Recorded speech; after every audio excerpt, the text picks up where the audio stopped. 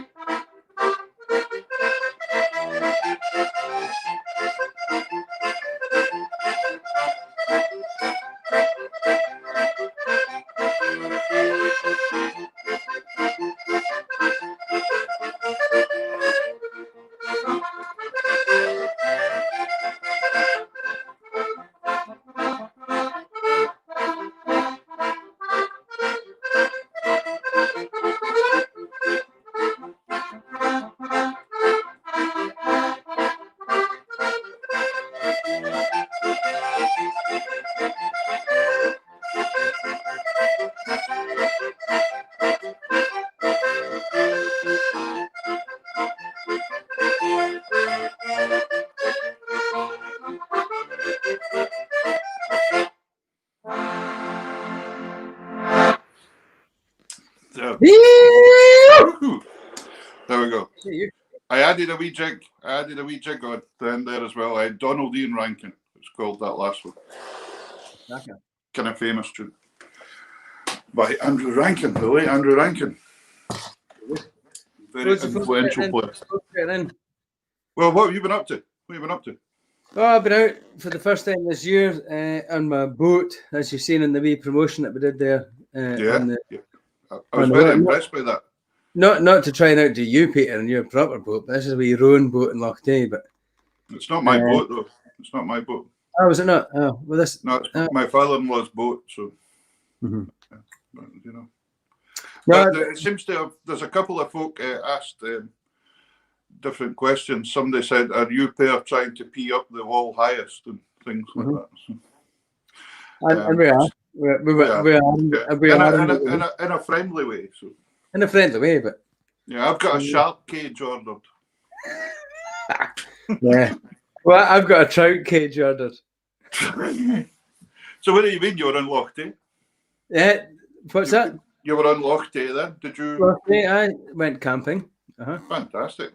Yeah, a beautiful and probably the best 2 days in a row we've had all summer, I think. Oh, fantastic. Absolutely fantastic. And in the morning, rowing back, I went out to one side of the loch, camped for the night, and in the morning it was thick fog. And then rowing back through the fog on a Sunday morning when it was absolutely silent. Yeah, you could have been back there 100 years ago or more, or 200 years. It was absolutely beautiful. A new scene for Outlander. Aye, they couldn't match that. That Outlander couldn't afford what we had that weekend. We've had fog the last couple of days, patches here and there as well. Yeah, I know. They get it bad up there. I worked in Shetland for 4 years on the oil rigs. And the thickness of the fog you've got up there is unreal. You could walk on it. It kind of grinds things to a halt when it arrives. Aye, and it is. And it's nature, nature that you can't, it takes over, Yeah. Not a thing you can do about that one, I'm afraid. Mm-hmm. But Karen and I were out last night for the first time in a long time. We went up to a place called Booster House. Booster House Hotel. Lovely hotel that I would highly recommend in Shetland, up near Bray. What's in Bray? The old family home of the Gifford family, just full of character. Just brilliant place. And we had a wonderful time there, and it was wonderful to see the hotel working. Was that when you first nights away since lockdown? Sorry? Is that when your first nights away to a hotel or a restaurant? Yeah, it was. Yeah. Incredible. So Grant, the owner manager up there, we were chatting, and it was lovely to see them working well. The restrictions, felt totally safe, doing a brilliant job. But it was interesting because when we've been doing this show, and we've been talking about musicians and chatting with Grant for a while, and the hoteliers and hospitality trade, fairly similar circumstances to us, really, they're having to find new ways to present themselves to the public, and they've done very, very well. They started even as a hotel doing takeaway meals and things for people, and they found one thing as well. They found one thing that people ordering meals that normally wouldn't have come to them. Kind of like we were finding there was people that had been isolating before the pandemic. That we know. So that was really interesting. So we had a lovely night there. Lovely, highly recommend it. Booster House Hotel, and they've got. I was sitting there thinking about you because they've also got a ghost called Barbara. Wait a minute, Peter. You thought about me, and they've got a ghost called Barbara. No, I'm about to elaborate. Should we stop this broadcast early? Yeah, no, but it wasn't Barbara that made me think. But Barbara has been seen in this room called the Long Room.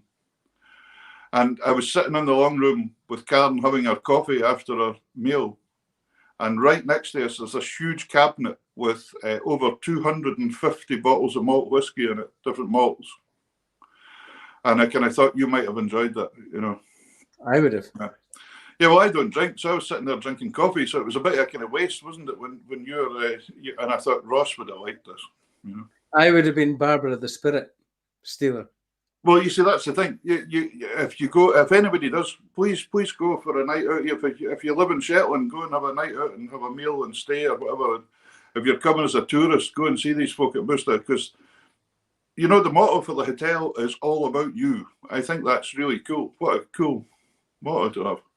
And they really look after everybody. And unfortunately, they can't arrange for you to see the coast. And I was hoping to see the coast.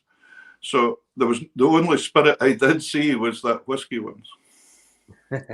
So, but I did think about you. But anyway, well, I'm probably the wrong ghost. I'm the wrong ghost for them to. Really fascinating story and a lovely place to go and see, because it's just steeped in history, 300 years back or something. Yeah, that's a long time, eh? The Gifford family. It was, yeah. Oh, there's somebody saying they loved eating up there. I wonder they've been there. They've been there, done it. Yeah, really good. Big Jimmy Starr looking in disguise again. Good Jimmy. Our manager. Yeah. Anyway, listen, that's good. Yeah. We've both had 2 brilliant times out, so it's been really good. Now that my tunes are out of drone after that very long story, we've got 2 of the best guests that you could have on in the same night. So we're going to get them on quick. So I'm going to play a couple of reels for you. Brilliant. Maybe 3. I was going to play a slow air, but I'm going to cut that out now. But I'm going to play some, if you want. I'm going to play. No, I'll get out. I'll get the guests on. I'm going to play some Irish reels. The first one's got a great name, Malfunction Junction. Davy Vernon. I said I wouldn't do this. But what? He put on a great video. I've seen that about the Who's Been Everywhere Man. That's worth a mention, actually. Aye. Anyway, Irish reels, Malfunction Junction, The Old Copper Plate, and Old Four Coats. Sounds good. Take it away, man.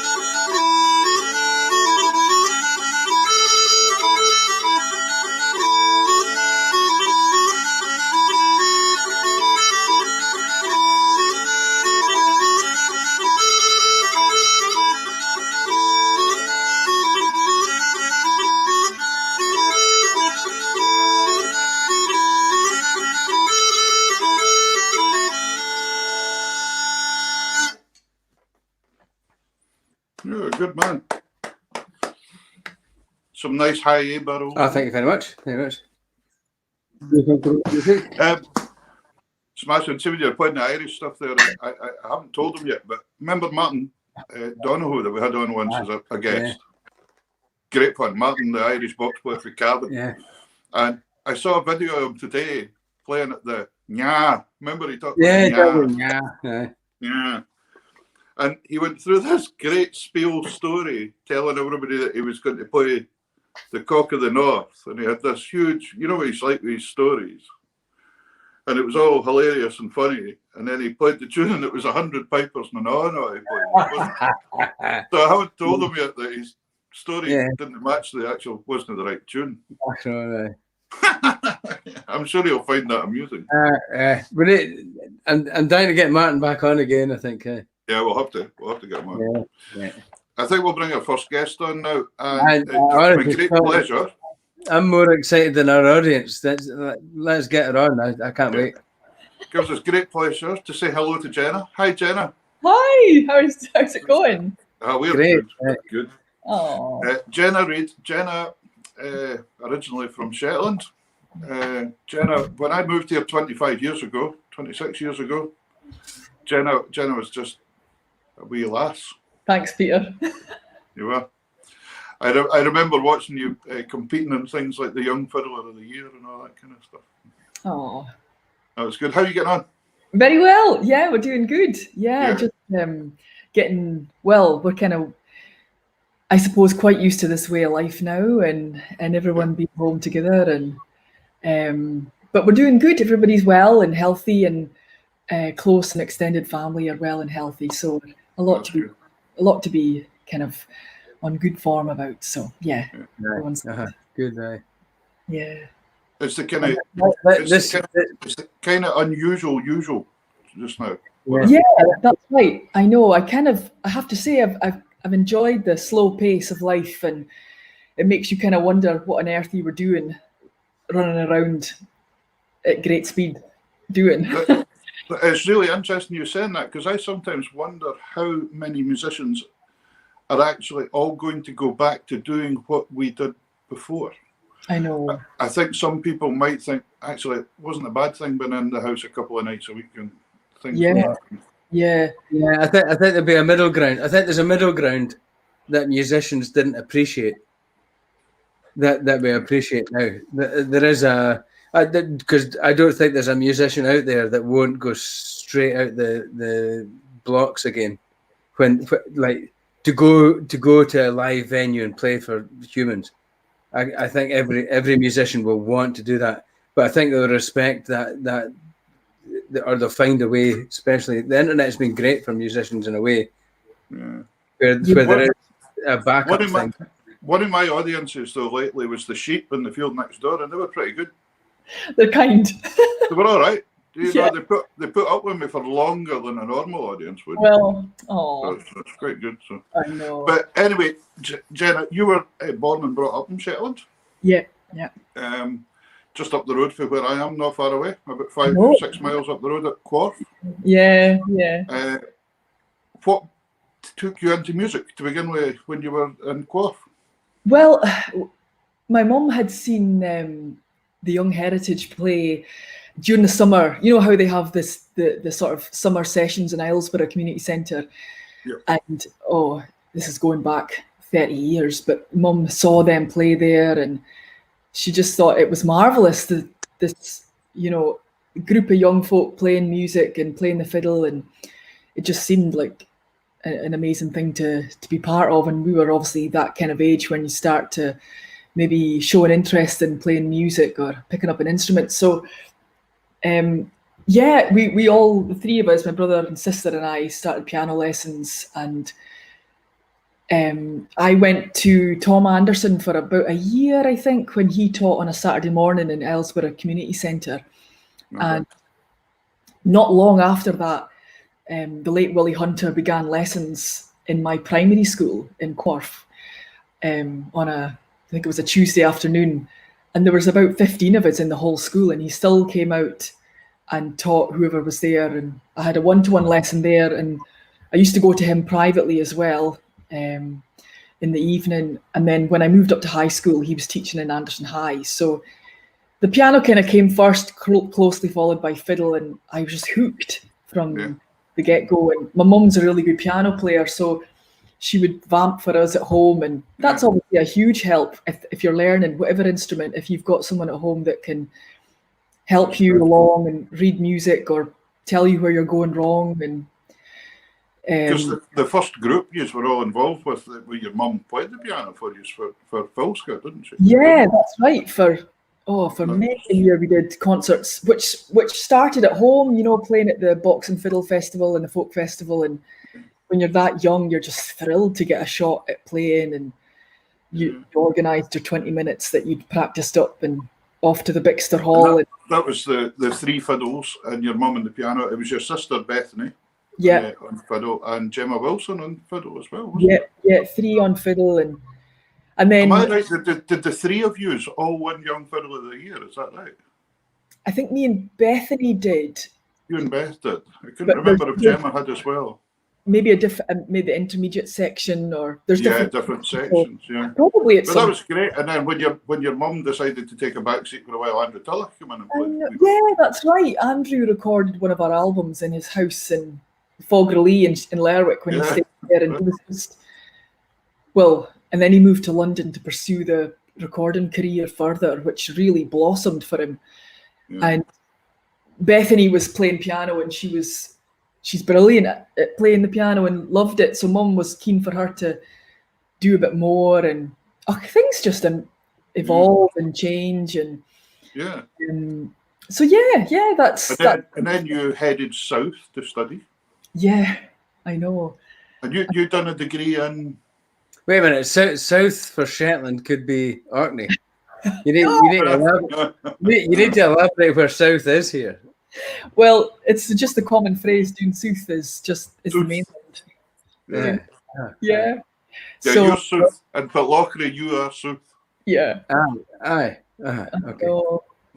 But yeah, I think I was the last person on the boat on the 24th of September 1998. I'll never forget. I could hardly make myself to leave. Wow. Oh, but I had a brilliant time. I spent 4 years studying in Glasgow and met really super folk and really good friends, and that's kind of where I met the band Daucus that I was part of for. Well, we did a 10 or 15 year reunion this year at Celtic Connections, which made us all feel quite old. But yeah, no. I started someone 2 weeks ago that I taught their mother at the school. So that's when it really hits home. But that's coming my way, isn't it? I'd like to ask a question about you going from Shetland to Glasgow, because that, for me, I went to Glasgow at the end of 2016 to do a course in the Piping Centre, and Glasgow was an eye-opener for me at the age of 39. Yeah. So what was it like for a young woman from Shetland to go to Glasgow? Because I can only imagine Glasgow's welcoming. I couldn't explain Glasgow, like for me anyway. Mental. But I was terrified, to be honest. I don't know. I think I'm a bit of a home bird, and I hadn't quite psyched myself up for it. And but I got myself on the train, and I got the music scene there when you got there. But what was the music scene like? Well, it was brilliant. There were sessions obviously on loads and loads, and you just meet folk, and you end up. I think on a Sunday night I would play the Islay Inn session with Angus MacPhail, who's one of the Skippinish lads. So we would go down and play box and fiddle, or pipes and fiddle, and I would sometimes join him and Andrew for a ceilidh, and you would just do whatever was going on. Do you fancy doing this gig? Do you fancy coming for a tune? And just join in. And was it Strathclyde you went to? No, I went to what was formerly known as the RSAMD. It's the RCS now, but when I was so we were our year was like the third year of the Scottish music degree. So it was fabulous. It was brilliant fun. And did Bethany go to Strathclyde? Yeah, she did. Yeah. I knew one of you went to Strathclyde. Because I think, did Bethany do applied music? Yeah, she did. Yeah. She did the BAM course, which Yeah, because that's what I done. That's what I done as well, but through UHI. But, I think she loved it. it was something different. And I think it was quite varied. Yeah. So It was good. So, but so you held up in Glasgow and got into the scene. I know. I would get a calendar for every single term and cross the days off, and people used to laugh about it and joke, "How many days is it now, Jenna?" I'd be like 64 till Christmas or something. And I'm still. Well, I don't live in Glasgow anymore, but we're in a rural village nearby, and you know, you just get used to these things, and you're still there. Yeah. Have you got the fiddle? You don't fancy giving us a wee tune, do you? I've got it right here. I do. Here's one I prepared earlier. Yeah. We love these Blue Peter moments. They're just perfect. Do the song. Do you know what's lovely is just sitting in the house playing? I feel like over lockdown, I never ever did this. I was so busy, I don't know what, running around, and I just thought that I don't have time. I'll get to it sometime, but I don't have time. And do you know what I found myself doing that I never ever did before? If I've got a half an hour where something's on, like the washing, eating a lot, eating loads. Anyway, sorry. What were you doing? What did you find you were doing loads? No, like practicing totally differently. When you had half an hour to do something, you'd get your small pipes out, or you'd go back to the tune. You'd try and memorize the tune that you had. I've noticed approaching music totally differently in lockdown, and you're right, totally. And I love music much more for this period. I love it much more for that. I know. It's funny. It's gone completely full circle for me. Well, 180, like feeling like I didn't have the time to get around to practicing or playing to maybe playing every day. It's a terrible thing to admit, isn't it? But I've been exactly the same. I played in lockdown. I played my accordion more than I've ever played in the last 20 years. So I don't know if I've got any better, but it doesn't matter. It's just for fun. Anyway, what would you like to give us? Well, I'm going to play one of your tunes, Peter. No. Maybe this has been done before, I don't know. It's a favourite in Blazing Fiddles, the Inside Out Fish Eater reel. So maybe it's been played. We actually, but we had Lindsay Weir on a couple of weeks ago that I wrote the tune for. Lindsay was on playing her accordion, so it was really cool. Well, I'll play that, and I'll play it. Do you have time to play two tunes? You play as many tunes as you wish. Because this show is about you guys. It's about you guys. Well, I'll play this other one, and it's called Celtic Steps, and it's a box tune. So maybe you play. Nice tune. It's super, isn't it? I love it. Ian Muir showed it to me, and it's one of my favourites. So we'll give that a go. So fantastic! Thank you.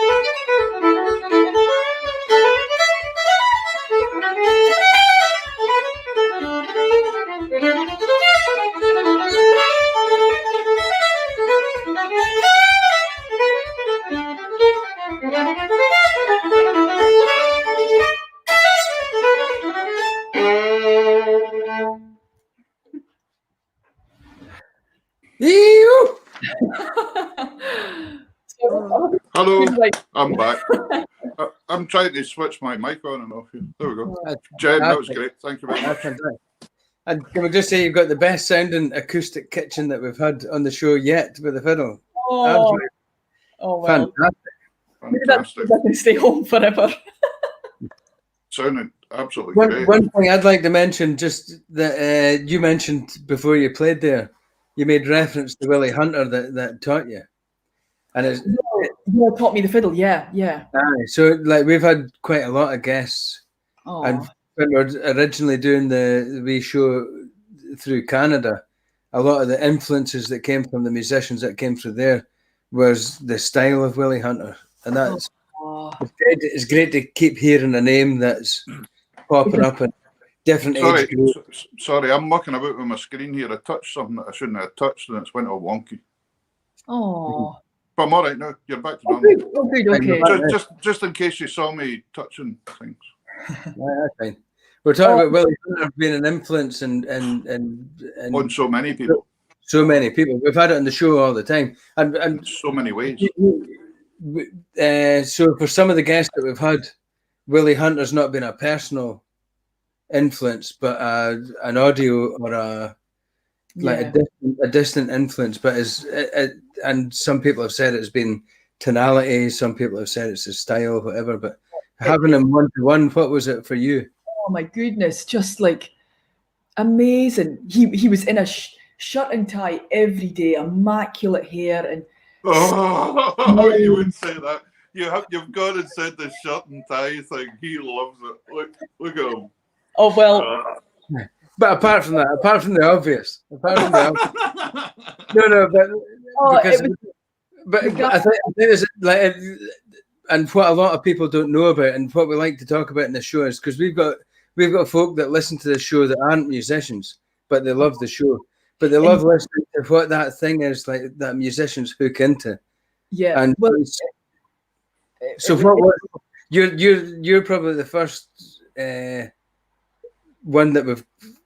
That we like. What was Willie Hunter visually like? What did he sound like? What did he sound like? Just like it was like running honey, like velvet, like chop. Like honestly, I vividly remember it. Even at primary school and going to his house, it was James Scott Skinner's book would be on the music stand. The Scottish violinist, the Pink Book, and he was good at vamping, and he would sit. He had an electric piano. Were you ever in his house in Sandveen, Peter?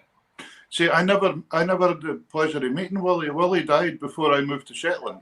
Oh no! So I think he died in the January, and I moved here in the July. So I never, but I know exactly what you mean. I know what you mean. Yeah. Well, we would go in there, and every week I was almost too shy to, just so like in awe of him to speak or to. You just found yourself kind of, quite overcome with him and his ability and the way he would sound. And he would play a lot with his fiddle down here and he would try this, and he would play like that. And then he would flicker through a few pages in the book and Marcus of Tillybarn or something would pop up with Airdrum Blair, try this. And he would go to the piano and vamp. And you were just reading the bars like mad because you were so desperate to keep playing with him and having the tune with him. And that's what we just went through books of tunes. And I mean, he was taught by Gideon Stove, who obviously was known as a great violinist and also the trad side of things as well. But he was also taught by an Italian man called Geoffrey De Mercado. And that it's like merging those two voices and just am I right in saying that probably Willie found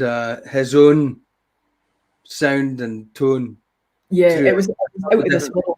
Yeah, because there's so many people reference him it's so many modern people reference Willie Hunter. Yeah. And I'm not a piper. I've only learnt this through the show, but through the research I've done, everybody speaks about him, and I've keep going back. It's so interesting to hear them. But you had physical contact with that reference, which is brilliant. Yeah. Brilliant. You would be sure he was a violinist, but there was so much fire and richness to his playing. Mm. He put the two together seamlessly, and you couldn't tell where one started and one end finished. And it was for me the perfect combination of listening to someone play the fiddle. Well, I think the tone and everything, but the drive, and just and the tempo, the steadiness, because he wasn't playing at the speed of light. Yeah, and he could, but it was always so measured, and then all these little subtle pieces that just came in that you could hear every time. Just amazing. Oh, it's beautiful. So that was a wonderful start to your career then, and then you got past the university bit. You started playing full time. You were a full time musician. You started playing in bands. Yeah, you played in quite a lot of bands now. But I don't mean that badly, as if you fell out with them or anything like that. No. But you played in quite a few, didn't you? You mentioned Docus earlier on. Yeah. And you were in Deaf Shepherd. Yep. Yeah. And you were in Rant. Yes. Rant. Yeah. And now Blazing Fiddles as well. Yeah, it's 10 years this month with Blazing Fiddles. Really? Is that right? I know. That's I don't even mind telling you, my whole decade of 30, I'm 40 next month, and it's my whole 30s has been Blazing Fiddles. Wow. But when I think about that, I just think, gosh. Yeah. Isn't it funny? I don't like 10 a decade, and whatever it is that you do when a period of time goes past that's length, you think. But it's great. You've played with all these mega famous bands. If you're thinking about a decade that's went by that you can't remember, like, well, if you've had a decade in the Blazing Fiddles, then you've had a good decade. It's just amazing. It's such good people, you know, lovely folk. I remember joining Docus, and I had just left uni, and Kathleen Boyle, she's been touring with Cherish the Ladies for the last 15 years or so, a smashing lass, and she had her wedding just this year in lockdown, and it was lovely. Anyway, she had this little gold micra, and the rest of the girls were up north, so we would do our tours all over the Highlands and whatnot. And I mean, this is going back 15 years, and she put me on the insurance of her car. Because as I was saying earlier, I got on the boat on the 24th of September, and I passed my driving test the day before. So I got to here and never driven down. So Kathleen put me on the insurance in her car, and what a crack we had, just zipping up and down the road, learning how to drive on a motorway partly, but we'd have these tapes. And a gold micro. Yeah. Her family are from the north, from Donegal, so we'd have all these brilliant tapes of Donegal fiddle music and box music in the car, and just great memories of. This is one of Ross's favourite questions when conversations are drying up at parties, is to ask what folks' first car was. Oh, mine wasn't. Mine ended up being a Nissan Micra. You see, so whenever you start it off, it goes. And there's you've played with all these famous bands. You've done really well playing with all these famous bands. Oh. And Ross, yeah. Jenna even played at a wedding with me in Burrowville one night. I remember that. Was there a wee house that we got to stay? We got Cecil's old house we got to stay in, and we ended up making bacon rolls or something the next morning. Yes, that was it. You can't beat the music scene. No. So, you did a few Kellys, Peter. Yeah, you did. Yeah, we played a few things. It was brilliant. And then mine was Shetland, and we did some. I was sort of coming to do some teaching stuff, and we went in your car and we went up to the Northern Isles. That's right. So we did. I forgot about that little trip altogether. You come up and went to different places. Yeah, we were in Unst and Walsa and all sorts of things, weren't we? Yeah. Yeah, good fun. We're going to get another the working hands. How can we buy, or how can our fans buy working hands? Where can we find it? Just via my website. Yeah, that's it. Good grief, that's awfully professional. Don't sound surprised. No, We do this every Sunday. that's not us. That's Karen back behind it all. It's not us. Nailing it. She's nailing it. It's on the website for sale, and I'll post it to you. Aye. But you did the whole album. You wrote and composed. You composed and produced the whole album. Yeah. For a quartet. String quartet. I had gotten lessons with a man called Robert McFall of Edinburgh. He, up until his retirement, he was playing in the Scottish Chamber Orchestra.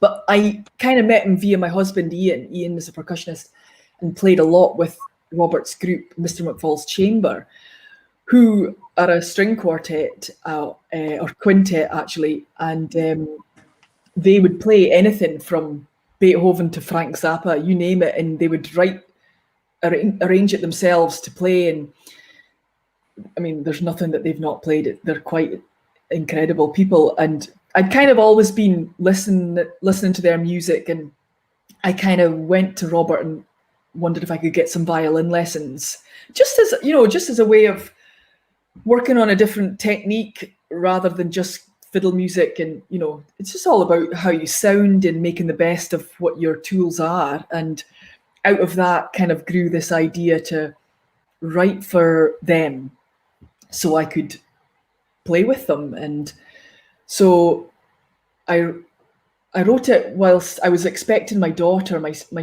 second baby, and I thought, it's now or never. I'll either sit and write this now, or I'm going to have 2 children in absolutely no time at all. So I just sort of set about it. It took me about a year to write it, and I just worked away. And Harris Playfair, who plays piano, who's also from Corfe, him and I went into the studio in the July, and we played, and then I finished off writing the string quartet parts, and McFalls went in the winter, and then Olivia was born in the winter, so that was fine. That all worked out. And yeah, I was more really a thing I really wanted to do, and yeah. And this is your 5th solo album, isn't it? Yeah. Wow, so that's amazing. That's really good. Oh. And Harris, as you said there, Harris Playfair as well. Harris is an amazing musician. I know.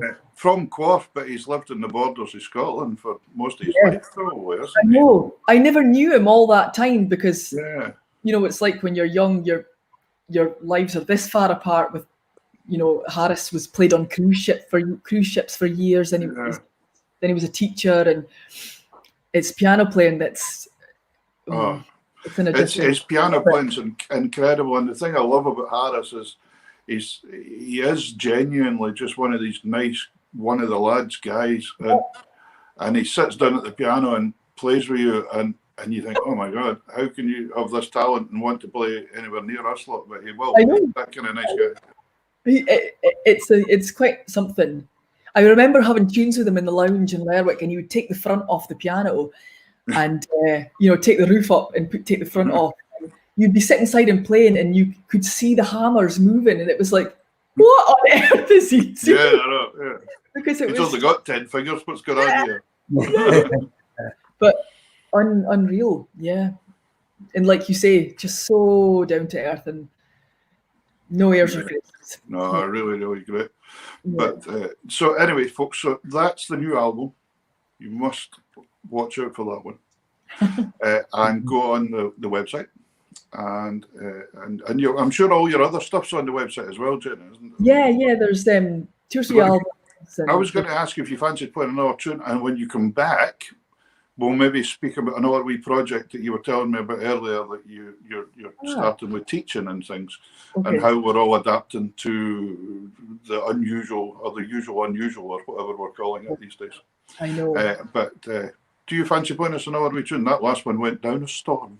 I can, yeah. I wanted to point out as well, by the way, Jenna never said it herself, but she did win the Trad Awards Best Composer of the Year last year as well. So that was. So her album was well worth it. We're quite selective with our guests. So. Yes. She's also recognised as one of the best fiddle players in Scotland. So. I know. I'll stand by for Peter. Yeah. Never. Ah, Ross owes me a fortune. Oh, does he? Yeah. aye, absolutely. Oh, Yeah. And he keeps every week. He reminds me. It goes up every week. it's got a wee tally, a red tally going. But honestly, absolutely loving your music. So Yeah. thank you Oh, very much. thanks so much. Yeah, No, it's super. a pleasure. It's Mhm. I don't know. It's almost you. Although we're in sort of isolation and low contact with people, you feel like you're actually more in contact with folk. And Exactly that. I Exactly know. that. Sometimes it's unusual. Exactly. And that's the kind of vibe that me and Peter's trying to. it's really cool. The one nice thing is nobody can throw anything at you. I like that side. Yeah. Yeah. You don't have to drive home after in the dark. Yeah, that's right. Yeah. It's great. Or head home thinking I'll get an Indian on the way home and it's shut Yeah. early. I know. So we don't have to go through that pain. I know. Or worst thing of all is road closures on the way home. Wow. That's In the Shetland, that's a nightmare in Shetland. You know what? If you're anywhere around Loch Lomond and you had a road closure, that's you. Yeah. You've got a 3-hour detour. You had to go. All right. Awful. I remember with Blazing Fiddles once, we played like furthest bottom west corner of England. I can't remember the name of the festival, and it was the day before my son's first birthday, and I was a bit. And anyway, we were down there playing away, and Angus Lyon, who Yeah, I had him on now. Angus had said, "You fancy? I'm sure we could get home tonight. I'm sure we could go up the road." It was the summer, so it wasn't going to get super dark. And I said, "Really?" Because I would hate to ask, do you mind if we go up the road tonight? And I said, "Well, I'll totally help drive. I'll do half the driving." And what did I do? I fell asleep, and we must have hit every road closure. And we got to Angus's house at 5 a.m, and then I drove home and made it for Ewan's birthday. And so I owe Angus like 1 million cups of tea on the road for that. Oh, he loves it. He loves all that stuff, Angus Lyon. He's into it. What are you giving us? Can I give you a slower one? Could I do that? Oh, you certainly can. Oh yes, That's yes. beautiful. In fact, this tune fits on the pipes lovely. It's Hector the Hero, James Scott Skinner's Hector the Hero, and it's such a simple tune, but it's one of my favourites. So I'll just give you this one. Fantastic. Okay. Take it away. Take it away.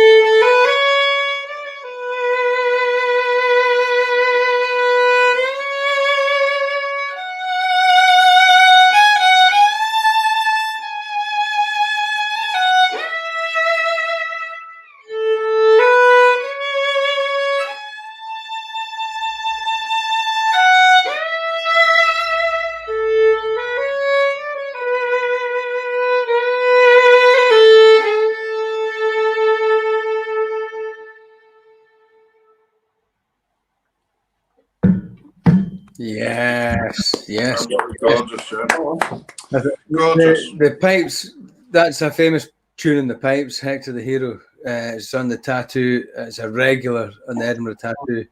But and I keep saying this every week, I'm absolutely blown away by the fiddle, the accordion, how they can take it to a different place completely.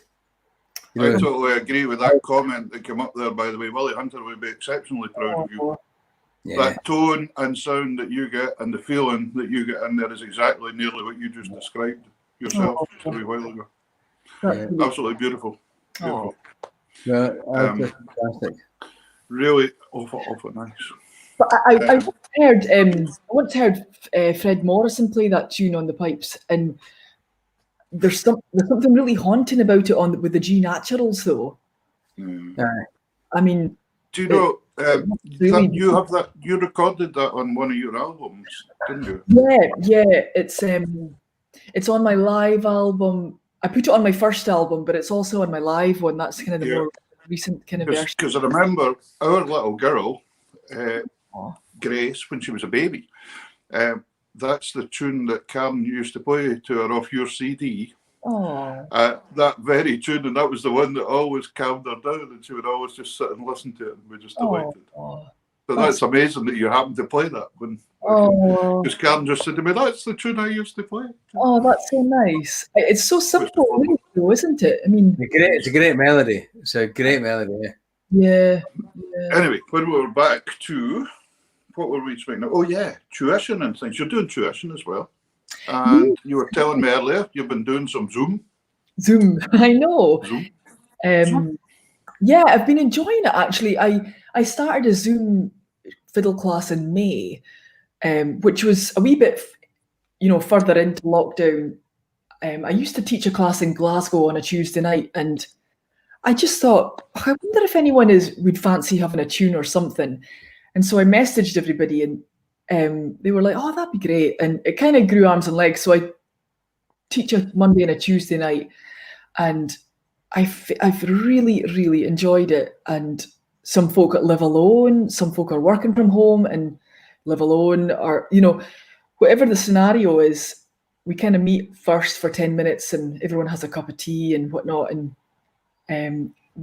over the 2 nights, I do 3 different classes based on ability, and then send a recording and the music out as well. And I've really enjoyed that structure, and just maintaining that contact with people. And I don't know where the time has gone, to be honest. And so you were saying that's kind of grown arms and legs as such, and it's developed into your bringing out is it a recording, a book, a teaching? Yeah, a teaching book and a CD to match. So it's basically, I don't know, I think a lot of the feedback that I was getting was that people are really missing playing along with other people.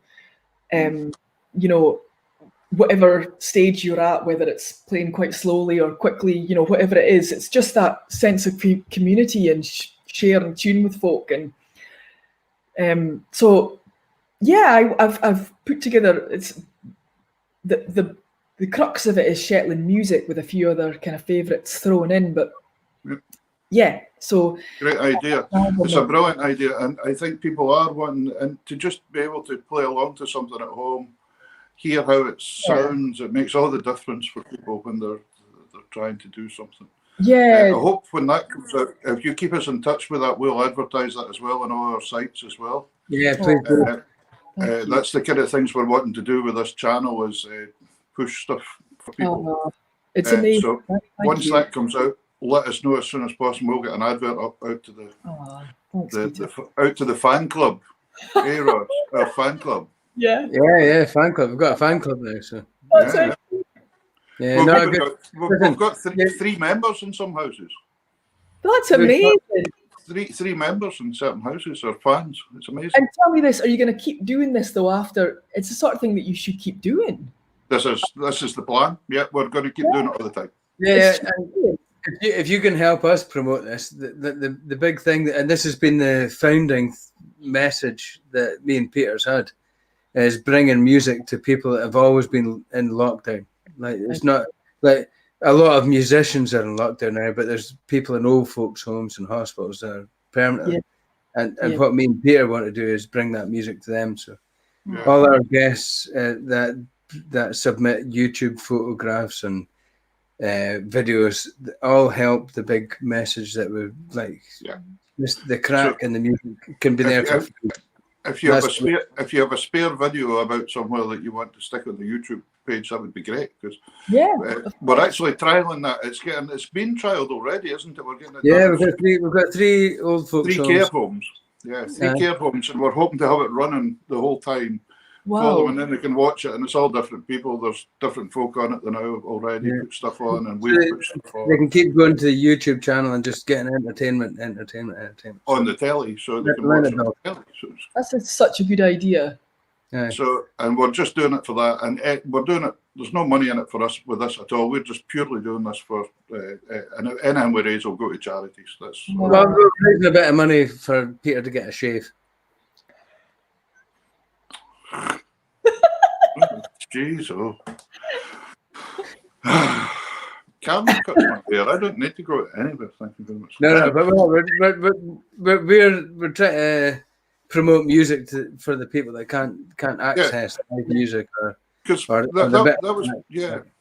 that's exactly what we're doing. Yeah, I think it's. It became kind of obvious that there was people in isolation before they had to go into lockdown. Yeah, there's all these people that can't go anywhere anyway. And as soon as you've said that, it's like, why didn't any of us think about it? Why were we not doing it before in a pandemic to make it happen? But it's happened. So so we are keeping this going. So if you could do that. Listen, it's been absolutely fantastic speaking to you tonight. Thank you so much for coming on. It's been great to catch up. Thanks. You've had the best kitchen acoustics. You've had the best kitchen acoustics. We will send you an award. We will send you an award for your wall, the best kitchen acoustics award. Yeah, and it'll be better than the award that you won for the trad. It'll be better than that. 2019. It'll be a bigger one than that. Yeah. It'll be a great big varnished knitted Shetland woolen onesie. I would love that. A onesie. Jenna, thanks so much. Thanks for coming up here on a Sunday to come and speak to us. Everybody remember, Jenna Reid, go look at Jenna's. Oh, you've got a little person in the background saying hi. Scarford. Remember, Andy wants to know more and more about Jenna. I was looking at her website this afternoon. It's a fantastic website. It'll give you all the information you want, and go and buy a CD, please. Thank you very much. You take care, Jen. See you again sometime. Thank you very much. Take care of the family. All take care. Bye. You too. Bye. Wow. Great player. Great person. What a musician, eh? Lovely person, lovely musician. Just great all round. Yeah.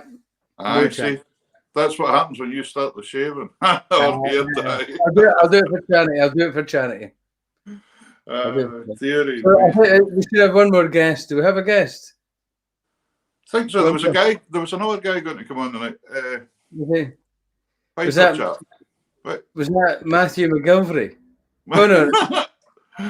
Martin Gillespie. Good evening. Hey, look at the bow tie. I felt bad that Ross was all shirt and ties. I thought I'd get the bow tie on myself tonight. Yes, we've got Peter. Sunday. The Roddy Beer tie on tonight, the bow tie. I'm going to have to up my game. Peter, you need up your game for next week. Yeah. Martin, you've either come back from a wedding 3 days ago, or you're trying to pull Peter up. One of the two. No, it looks kind of like a Chick Murray type tie. Does it spin round? Not yet. How you getting on, Martin? How's the crack? All good. So you've been a busy boy, yeah? We're just trying to keep things moving at the moment. Obviously, all gigs and tours have been cancelled for the foreseeable, even deep into next year now. So it's kind of looking kind of bleak for us till I would say sort of May time next year. But we're just trying to keep going and do stuff online and just try to keep pushing music. And I think you're doing well though. before we go further, it'd be great for the folks to hear where you're from originally.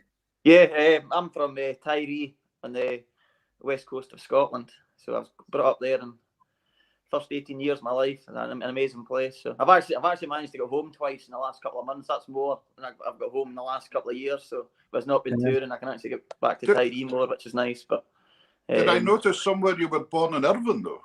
Yeah, born in Irvine. Yeah, just there's no hospital in Tiree because it's only got a population of 500, 600 people. So okay. So that was the closest. Irvine's the closest. I just fly to Glasgow, and that was the closest at that time. All right. Okay. Yeah. Cool. Here's Ross thinking of a difficult question. I know he is. No, not at all. Not at all. But we're going to come back to Tiree and the music scene. Yep. And where you educated yourself, or like where the music scene was for you, and tied it back to, because I know there's the whole Open Live thing and the Scaravore thing that we're all down to speak about tonight. But to link the whole thing in, it'd be lovely to hear how you started music in the beginning. Like, how did it happen in Tiree? Yeah, Like, fortunately in Tiree, so it's a really strong community of music in Gaelic.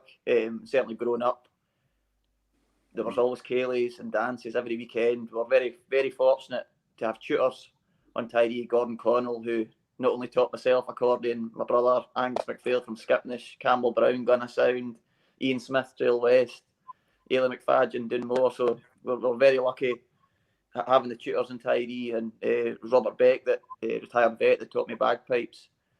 So very last, I started at the age of 8. That's the sort of age you would start recording, and the face movement was on at that point as well in Tiree. So you had a week long in the summer to sort of kick you into playing music, and then we had Gordon and Robert Beck and a few other tutors that would teach you for the rest of the year. But it was great growing up in Tiree. You were always immersed in the music up there. It was such a big part of the island life. So we just kind of it was part of just growing up. Did you find so there was quite a face movement going in Tiree then? Yeah. I remember teaching at a face 30-something years ago, and it was in Nethy Bridge. It was the Spey one, Spey face. And 2 little boys I had that came to try and learn the accordion were 2 fellows called Hamish and Finlay Napier. All right. Who have done quite well for themselves. Yeah, right, have indeed. But I didn't realise that, and they reminded me of that at a folk festival up here. Oh, by the way, when we were little boys, we came. Or something about one of them wasn't allowed to come because he was too pity or something. There was something about that. The face movement, we always talk about that, myself and my brother Dan. Dan's 3 years older than me. And he was the first year. He was 8 when the face movement actually started, and the first year it was on Tiree, so that kind of kicked him into the accordion. I've also seen him playing accordion. That's why I've wanted to learn when I've got to that age as well. So we're very, very lucky. So the face movement's definitely been incredible for the folk scene, and it's been fantastic. Yeah. But on top of that, when you look at the conservatoire and the quality of musicians that are coming out of there in the last sort of 10 years, like is potentially changing the music scene for years and years in the future. Eh? I remember going to the RCS when I got in the first day and just hearing the level of music. I got the fright, like, cause I was nowhere near the standard of some of these. It was incredible. I didn't study pipes. I studied accordion at the RCS, and I remember it was only myself and 2 other box players, I think, and it was like, I was like, oh man, just incredible. But the bagpiping level was incredible, and even now we're seeing, I think, even things like the National Youth Pipe Band, the piping centre, they call it, the actual standard of young pipers, like from age 10, it's like the level's incredible, and there's so many.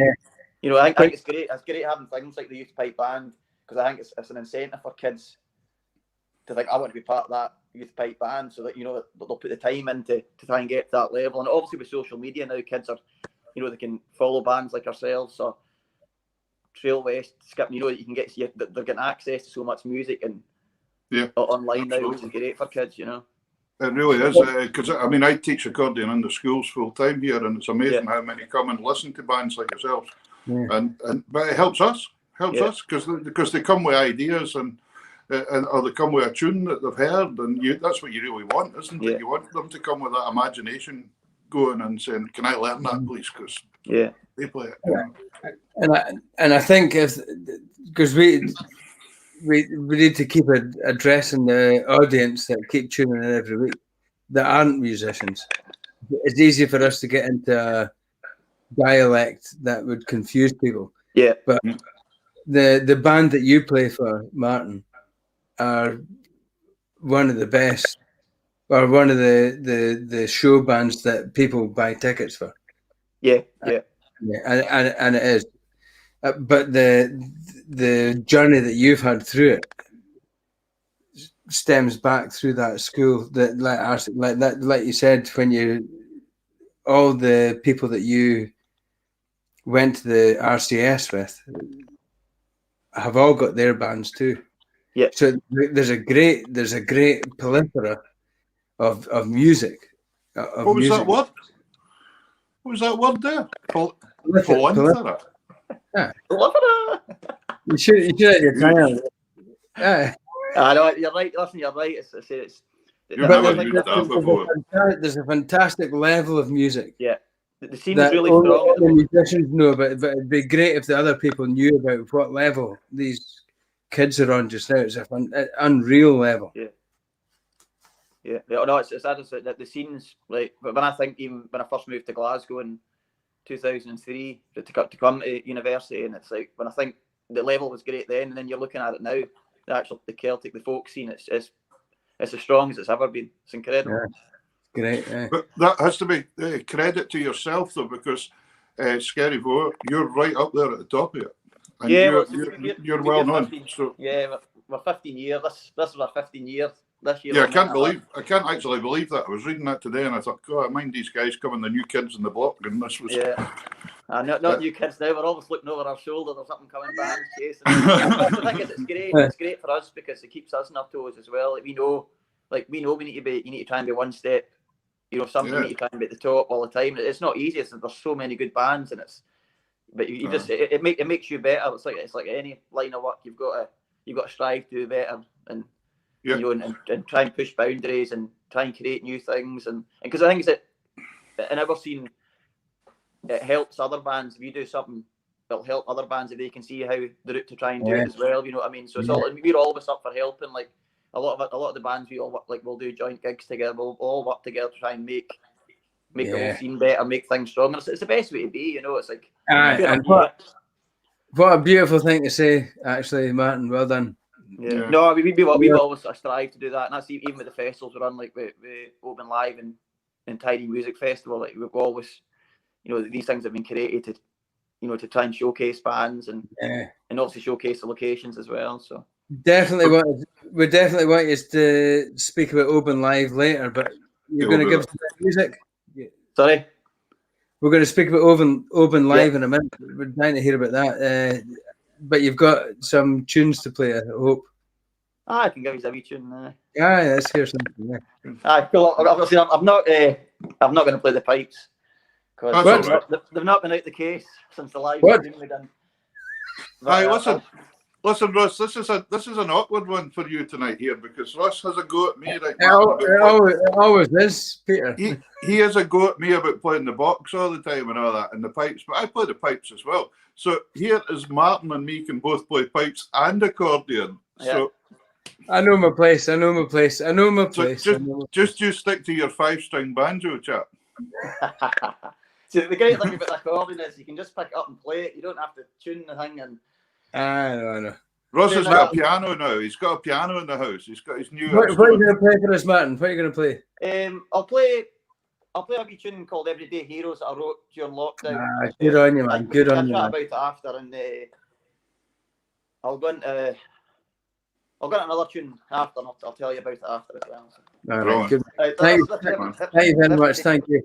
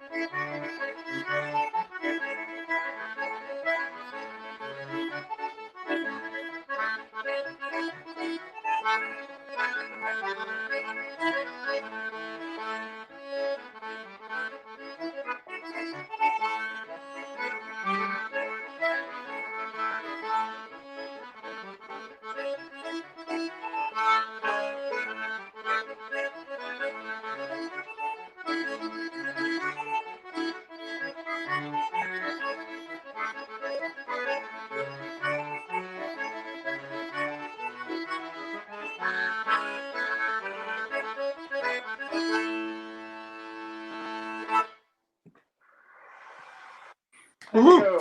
All right. There you go. Good stuff, man. Good stuff. There's the stuff there. We've Brilliant. We've had loads of folk on the show from different places.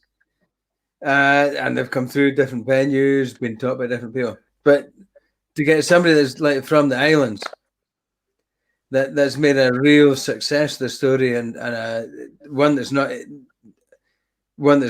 obviously got a clear journey to go. Like, how did it start for you? Like, where did it start for you? Well, obviously, myself and my brother, both from Tyree, so we were kind of brought up playing traditional music. Fraser, the drummer in the band, used to come in holiday to Tyree as a kid, and we sort of met that way. And he went to school with Alec, the singer. So the pair of them used to come up to Tyree, and the four of us sort of hooked up and just started doing like sort of playing the pub and stuff. And then myself and Alec are the same age. We were the youngest two in the band. We're not anymore. Scott is now. But when we left school at 18, Skipnish at the time, Angus and Andrew put us on a wee tour of the west coast of Scotland. So we went to like Barra and Lewis and Uist and stuff, and for the summer. So we done like a couple of weeks tour. It was wild. And then obviously we all moved to Glasgow at that point. And it was just a case of we're all at university and stuff. We never planned to be a band. It just sort of grew and grew, and we got asked to do more and more gigs. And then we added some more members, and the band it just kind of became a full-time. So at that time that you're talking about, what year is that? Well, that was 2000. We left school in 2003, so that was the summer of 2003. We started. We weren't called Scary Boar at that point. We were under numerous names like the Gillespie brothers, Bruce. Skipnish. I think every venue we went to, Skipnish should put us under a different name. So all I knew it was Tyree boys coming, and then it was 2005. We recorded our first album, West Coast Life, and we were actually recording that album. Still didn't have a proper name, and we were sitting with Angus MacPhail. I think a few bottles of whiskey, got drunk, and we came with the name. We decided on the name Scary Boar. So, and that was it from then. It just sort of grew from there, and. I think our first international gig was 2007, and it just kind of exploded after that. So from then onwards. I was wondering, can I just take you back to the two tunes you played there? Yes. The first one was a very poignant tune for many reasons, and the reason you wrote it, Everyday Heroes. Yeah. For the NHS staff. I actually played that in the pipes up here in Shetland. I saw the video. Thank you for that. And to tell you, it's the first pipe tune I've learnt in years, because piping's not really a big thing up here, but I had to go and learn it. But then I played it in the box after that, and I thought, this is lovely in the box as well. Did you write it in the box, or did you write it in the pipe? I wrote it in the box. It was a Monday morning. I woke up about 6:30, and the idea was in my head. It got suggested to me the night before, and I woke up that morning. I wrote it in about 30 minutes, and I sent it to the boys just to see what they thought. And then Scott, who's my fellow piper in the band, he's got his own recording studio in his house. Right. So we managed to record, and we've all got bits of recording equipment ourselves, so we all managed to record it. And for the folk that don't know what we're talking about, you wrote the tune, the Heroes. That's what we're speaking of. Yeah, that's the one we're speaking about. Everyday Heroes. Yeah. And how far did it reach? It reached really far. Like, we got number one in the mainstream Scottish chart, so we're pretty shocked but delighted about that. So fabulous. No. It's a really bonny tune, and when I played it in the box, I thought, wait a minute, this is a really bonny Gaelic waltz. It had that Gaelic sound waltz to it. Yeah. And I don't know if you know Graham Wilson as the Sunday Cayley programme up in Inverness. And he actually got in touch with me because somebody had requested hearing it in the box, and I recorded it in my wee studio here and sent it to him, and they played it. So I've recorded it in the box as well already. So cracking wee tune. And what was the tune after the jig? Yeah, that's a tune I wrote for Angus and Andrew from Skipnish. I actually wrote it back in 2009 when it was their 10-year anniversary, and I never gave it to them at the time because Alan McDonald, Alan the Whaler, written them a tune for the night. So I forgot all about it until during lockdown. I was looking through music, and I came across it. I've changed it a wee bit. So I sent it to the boys before to make sure they're happy with it, but they seem to really enjoy it. So that's called the Stiffness gig. Fantastic. Magic. So Skip, you've had a massive journey. I've seen you piping in traffic jams in Germany, walking up the street. There's a huge following for your band. Start and finish. Like when was the last time you played live? When's the next opportunity you think might be? What do you think? Well, we done a live stream there 2 weeks ago from the Clydeside Distillery in Glasgow. Yeah. So that was the first gig we've done since March. When we were in the last tour we were doing, we were in the US in March, and that's when we had to abandon ship and get home as quick as we could. So right now the Clydeside's the last gig we've done. The next gig we've got 5 shows in Denmark in November that are hanging in, but again, we're just going to need to kind of play by ear and hopefully they go ahead. But apart from that, we've kind of lost everything. So for the audience, what size were the crowds that you're playing for out in America there? It just varies. It can be festivals venues. So you're talking it can be like a 200-seater venue up to 1,000-seater to festivals that are thousands of people. So it just varies what we're doing. So I mean, some of the Irish festivals we're playing, they're up. It can be 15,000-20,000 people at them. So it's pretty crazy. It's good. It's a great place to tour. It's amazing. Denmark's good too as well. The guest we had on last week, Jason Duff. Jason lives over in Denmark, and he used to play. Before he moved here, he played in various groups and things. But Jason was saying that, and it's incredibly popular, the music in Scandinavia as well. Yeah, it's really good. And the festivals are really good. And Jason's got a bus that he could lend you if you needed. Oh, that's good to know. That is good to know. Hasn't he? Yeah. He's still got to do it up a little bit, but. Denmark's an amazing country, so it's been really good for us. And I've always said that they're sort of the biggest sort of folk. It's a world music festival, Tuna. It's on in August, and it's definitely one of the best festivals we've ever played at. It's incredible, and the hospitality, the Danish people are, they're amazing to you. They look after you so well, and so it's a great. Skagen's a good one as well. Yeah, we've not done Skagen yet. We've heard about that though. It's a good one. You'll get there, do that one someday. It's good fun. It's good. Ross, you were going to speak about Open Live or something, were you? Yeah, before we do. Oh, he's back to something else. No, but there's loads of folk in Pitlochry. I need to tell you that you've got a massive following in Pitlochry, and there's loads. Yeah, honestly, it's unnatural. It's because they go to the gym. It's because they go to the gym. Just like me. Here, listen. I have to be honest with you, Martin. I have to be honest with you. There's loads of my wee sisters mates that have followed you your whole life. You're a hero. You're a hero in Percha. I have to mention that. So. Wow. Do you think that's got to do with going to the gym? No, it's just my good crack. It's a rugged look. It's that westerly wind that's bleached his hair. Bleached the hair, Yeah, but honestly, the music's fantastic, and getting that West Coast sound is the key.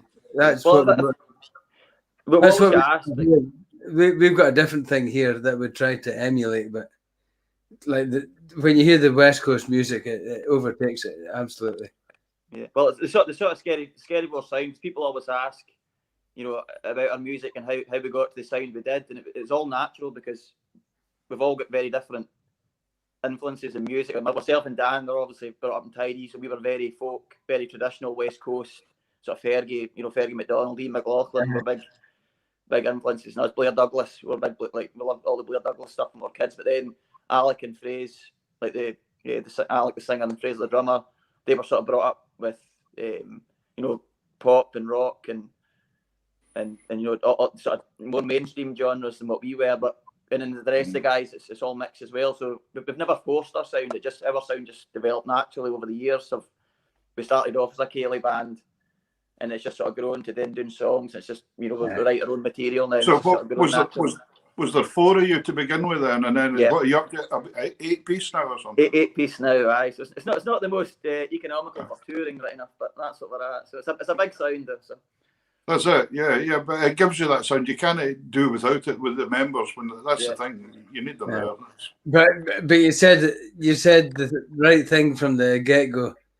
The original sounds. Doesn't matter how many people are in the big stream. Is the original sound is what you're promoting. Yeah. Cool. Great stuff, Martin. Absolutely. You got another tune for us?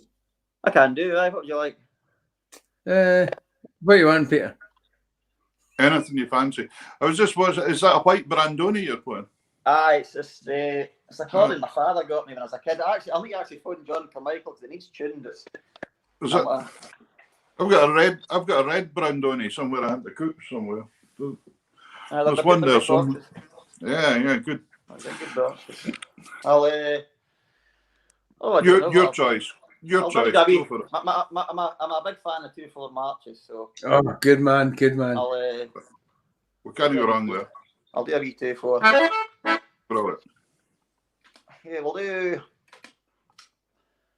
do Father John McMillan Barra, I think. Yeah.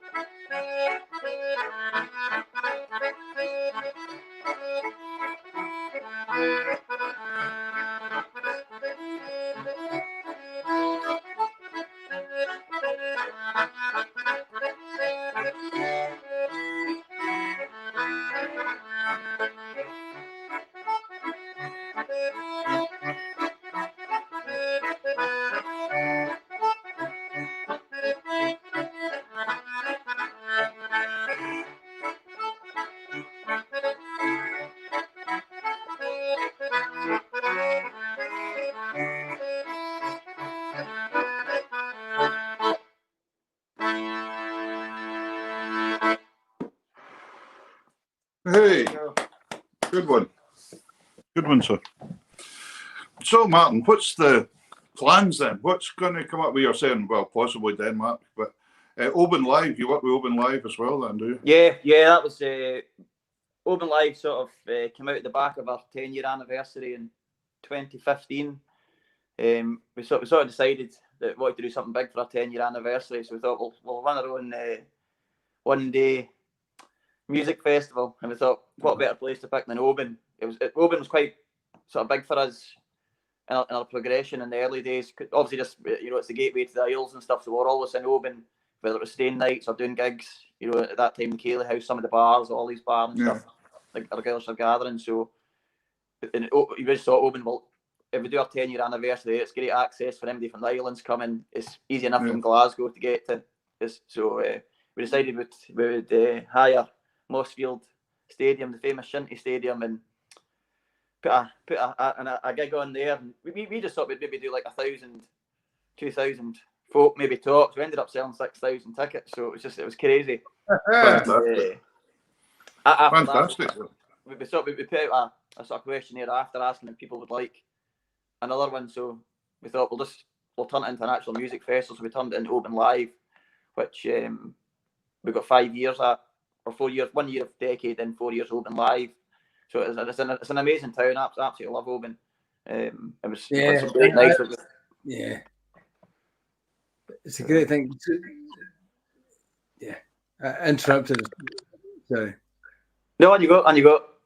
No, but like I think Oban's a great venue to do that sort of thing in, especially if you're from the island and you've got that you've got that niche of the ferries, the actual music, the Gaelic, and not like we don't have that in Perthshire. Yeah. And like what you're talking about doesn't happen in Aberdeenshire. Like you've got a niche thing, and I think that's a beautiful thing to promote. Yeah, no, it opens like it's a great place, and it's accessible. You know, like it's handy for people to get to, and you know, it's a great town. I mean, it's an amazing scenery. The amount of we've been lucky with a lot of international fans have made trips over to Oban, and they're mesmerised by, you know, what a beautiful place it is, and you know, amazing seafood and culture, and it's great for people. You know, and obviously this year we were taking a break from Oban to do Inveraray for our 15 year. So it's a shame we never actually got to do it in the end, because I think that would have been a great occasion as well. So. Oh, brilliant. So, I mean, apart from playing and that, are you tutoring or doing any stuff like that yourself then? Or? No, I've never really done any tuning. I've been doing a lot of writing, so I've written quite a lot of tunes and stuff. So I quite enjoy doing that, and we're working. We're releasing a new song with Scary War in the next couple of months. We just finished the music video the other day, so people can keep a lookout for that. But yeah, we just. Do you have a book of your compositions out yet? Or? No, I don't. But there's something we're actually working on. We started the ball rolling with Scary War. Actually, is releasing a tuning songbook. Fantastic. Good. I've had more requests to do a cocktail book, because I've been doing live cocktail nights throughout lockdown, and people keep asking for a cocktail book. So that might come off. I saw Sugar Difty up to that the other night as well. They were making cocktails now as well. This must be the new thing. Oh, it was crazy. I just done it. It was an off chance one Saturday. I'd been drinking during the day because the sun was out, and I thought, I'm just going to go live on the band Facebook page and make a couple of cocktails, and then it just grew and grew. And the next one, I was getting like during the week, the door would go, and there's people just sending me bottles of booze to make cocktails with. I was getting out of hand. I was like, I had to knock it in the head for I ended up an alcoholic. Do you know, so that sounds like my luck. I stopped drinking about 6 years ago, and every raffle after that I won the bottle of whiskey on it. You know that. As soon as I'd stopped, that was it. I'd never won anything at all when I was drinking. So Martin, without Peter spoiling this, I'll take the over till no bar. And the 5 Dean Court, but actually PH 16. Without me spoiling. If you're struggling, I'll take it. You'll take it over. Right. I'll take the burden. Okay, yeah, you take it. Yeah, that's fine. That'll really help your health. The Scary Boar thing's been a massive journey. Like it's not just been like you spoke about it being a massive journey for you, but I can tell you about it being a massive journey for my sister, my family, people that we know, like in Perthshire, people from Aberdeen. Like you've created a band that people follow big time. Yeah, we're very lucky, and we appreciate even during lockdown. It's been evident of the hard years of touring we've done in the fall, and we've got an amazing fan base. They're so supportive, and even with the live stream we've done there, but even with Everyday Hero stuff, and we've released, they're great. We've got a fantastic fan page, which is run by, I think I've seen Ola's name pop up there as a wee comment by Ola, and it's great. I mean, we can't thank folk enough for the support. And, have you been up here, Shetland? Have you been up with the band? Yeah, we've been up a couple of times. We played the folk festival, I think it was 2013. Was it? Yeah, but then, that's 8 years ago or something. We've been up again since. We come up and played. Was it Mareel we played, and we've come and done 2 gigs. Oh, that's right. Another time. So I remember that. I remember. I'll tell you about Shetland. Like we obviously we think we're big drinkers in the west coast of Scotland, but I tell you what, folk up in Shetland can take a good drama. We need to up for that folk fest. Jeez. Yeah, I think the uphill training does good for that. The 48-hour job. Can I just say that us people from Perthshire, I don't know what you're talking about. No, that's the posh ones. But that's that. But No, but so plans are. I think you're doing incredibly well. It looks like you've kept the profile up, and as soon as you get the chance to get going again, you'll be going, and that's it, kind of style thing. That's the hope. It's obviously it's kind of unclear at the moment when. But Skerrivoor was doing such a good job, and then when the lockdown happened, you did that beautiful thing with writing the tune, and it just reminded everybody what everything was about. Yeah. We've got another journey to go through the winter, and I'm sure bands like you will carry it through again, Martin. No bother, eh? Yeah, we'll try and keep active on social media and just keep. Music's such a great thing for people. No matter what, whether it's just listening to it. What's the best places for people to follow you? Obviously, we've got your Skerrivoor website there. There'll be information on that all the time, and you're on Instagram as well. Yeah. Apart from Tartan Tunes, where else are you on? Apart from Tartan Tunes. If you go to the website, you'll get all the links to all the social media. There's Instagram, Twitter, Facebook. Yeah, because I think that's a really, really good way to follow you and see what's happening. And because the way it is just now, we're living day to day. We just never know what might happen next week. No, that's it. It's all a bit live by the day. So. But that's it. But listen, Martin, thank you so much. Thank you, guys. Thoroughly enjoyed it. It's been really great meeting you, and it's always nice to play somebody's tune and then meet them. No, thank you, appreciate it. No, thanks for having me on. Thoroughly enjoyed it, and brilliant. And we'll hopefully catch you soon, sometime in the future, live. Hope so. Live. Hope so.